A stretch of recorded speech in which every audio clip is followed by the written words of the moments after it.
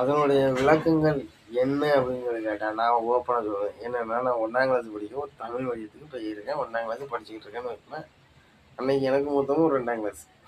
இன்னைக்கு என்ன, நீங்கள் வந்து தண்ணி குடிக்கணுமா சாப்பிடணுமாங்கிறத யார்கிட்ட கேட்க முடியும்? ஒன்று உங்கள் டீச்சர் உங்களுக்கு சொல்லி உங்களுக்கு புரியணும். உங்கள் டீச்சரை நீங்கள் மறந்து நீங்கள் தூங்கிட்டீங்க. மறு நிமிஷம் உங்கள் அடுத்த கிளாஸ் அண்ணங்கிட்ட கேட்கலாம், அக்கா கிட்ட கேட்கலாம். இதுதான் ஒரு 1 2 3 4 5. இப்போ நம்பர் எதுக்காண்டி 1க்கு பிறகு 2. அப்போ நீங்கள் இதை நல்லா புரிஞ்சுக்கிட்டவோ நல்ல மனுஷன்.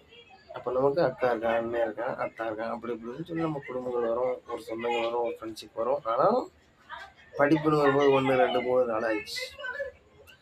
5 நபர் நம்மளை விட மூத்தவங்க.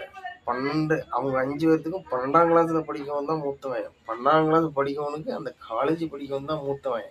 அந்த காலேஜ் படிக்கவனுக்கு அவனோட டீச்சர் மூத்தவன். அவனோட டீச்சருக்கு மூத்தவன் வந்து அந்த ஸ்கூலையே கட்டியாண்டவன் தான் மூத்தவன். அந்த ஸ்கூலை கட்டி ஆண்டு ஒரு மூத்தவன் இருக்க மாதிரி அவங்களுக்கெல்லாம் மூத்தவன் யார் அப்படிங்க கேளுங்க. அவன் வந்து யாருன்னா ஒரு கவர்மெண்ட். உங்களுக்கு புரிஞ்சுதா? அப்போ அந்த டீச்சர் விஷயத்தில் வந்து இவ்வளோ நீங்கள் பயப்படலாம் கிடையவே செய்யாது.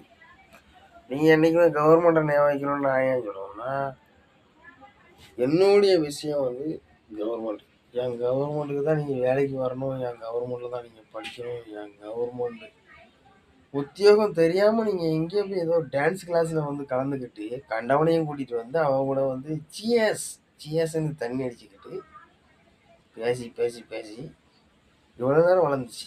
அதெல்லாம் சொல்லணும்னா, அவன் 33 வயசில் ஒரு 20 வருஷமாவது நீங்கள் ஆட்சி பண்ணியிருந்தோம். அந்த 20 வருஷம் ஆட்சியை பற்றி 20 வருஷத்தில் ஒரு வாத்தியார் முதற்கொண்டு எங்கள் ஊர்லேருந்து ஒருத்தர் ஆஜராகிறாருன்னா இதே சட்டமன்றத்தில்.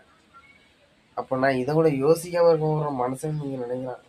உண்மையான மனுஷனாக இருந்தால் நான் சொல்கிறேன்.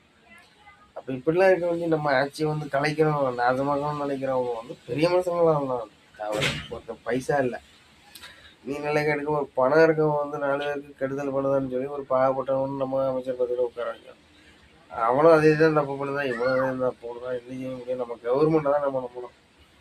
அப்போ நான் சொல்லுது அதுக்கு நம்ம கவர்மெண்ட்டை மட்டுமே நம்பி கவர்மெண்ட்டுக்கு வேண்டி தான் நான் போட்ட திட்டம் கரெக்டாக இருக்கோம்னா அனைவருக்கும் கவர்மெண்ட் வேலை, அனைவருக்குமே கவர்மெண்ட் சம்பளம். கிட்டத்தட்ட எவனுமே கவர்மெண்ட்டை தாண்டி போன கிடையாது அப்படிங்கிற சம்பளத்துக்கு நம்ம வரணுமா? அதுதான் நாங்கள் பேசிக்கிட்டு இருக்கோம். இவ்வளோ நேரம் வாதாடுறேன் உங்களுக்கு வேண்டி. அதை புரிஞ்சுக்கிட்டு நீங்கள் வந்து ஆட்சி கலைக்கலாம், இன்னையிலிருந்தும் கிடைக்கலாம். இவ்வளோ போராட்டத்துக்கு பிறகு இன்னும் கலைச்சாக்கி நான் உங்களுக்கு வேண்டி வாதாடி பேசலாம். அவ்வளோதான்.